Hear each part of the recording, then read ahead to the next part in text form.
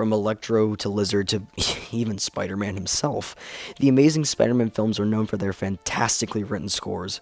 Despite the mixed feelings about the films, it seems everyone can unanimously agree that the music in these films is fantastic.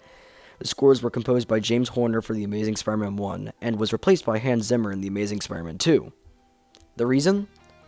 Well, according to James Horner, he stated that Mark Webb was very inexperienced, and he and I had a very good relationship, and the producers had their own opinion, and they didn't want his input. And then Sony had their own, they just wanted action. To me, the whole thing about doing the movie was I liked the director, and there was a chance to write something for the two lead characters, and then she dies in the next movie. But the next movie ended up being so terrible I didn't want to do it. It was just dreadful. Even James Horner hated this film. But you might be asking why Hans Zimmer was chosen to compose The Amazing Spider-Man 2. Well, there is actually a reason for that. Mark Webb, director of The Amazing Spider-Man, stated, I worked with Hans Zimmer, who's a brilliant composer, and one of the reasons I wanted to use him this time was because I wanted to work with a composer, but also a contemporary artist. While I do prefer Zimmer's score overall to Horner's, Horner has a few standout scores which outdoes Zimmer's score in every way. One of which being Spider-Man's theme. While Zimmer takes a much more heroic score for Spider-Man with trumpet fanfare, Horner is much more down-to-earth and emotional. It's more grand and big with a full orchestra of woodwinds, drums, and piano. The reason the two composing styles were so different was because each of them had their own goals when it came to scoring The Amazing Spider-Man. Zimmer stated the reason he took on the challenge of Spider-Man was, I felt nobody ever addressed the idea that Peter Parker is young, and that the music he would listen to that would move him would be different from the music that Batman would listen to, and I thought there should be a playfulness about it. And to give him credit, he does successfully give a young and playful score. The electric dubstep of Electro's theme is what specifically makes me think young and playful. While on the other hand, James Horner wanted a simple, recognizable theme for Spider-Man, but wanted to subvert this typical superhero film score.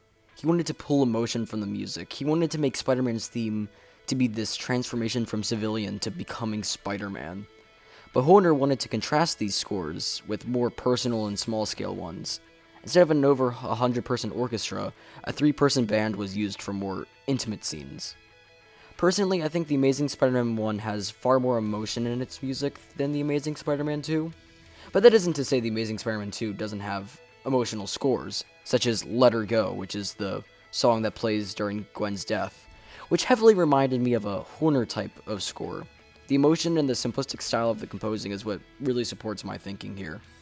And I think this is one of the few tracks that connect this film to The Amazing Spider-Man 1's style of composing. I believe in The Amazing Spider-Man 1, the extreme music is very similar to the simple music. They all have the same goal of giving off an emotional response, being simplistic when it needs to be and big and grand when it has to be. While the extreme and lows in The Amazing Spider-Man 2 have a lot more distance. You can have a quiet piano score in one scene to a dubstep electronic villain score in the next. Both of the composer's musics would get reused in Spider-Man No Way Home. Zimmer's Electro theme makes a brief return when Electro is shown on screen for the first time in the film. I'm actually kind of disappointed it didn't get much use. On the soundtrack for the movie, only 47 seconds of the theme are used, and it ends rather abruptly.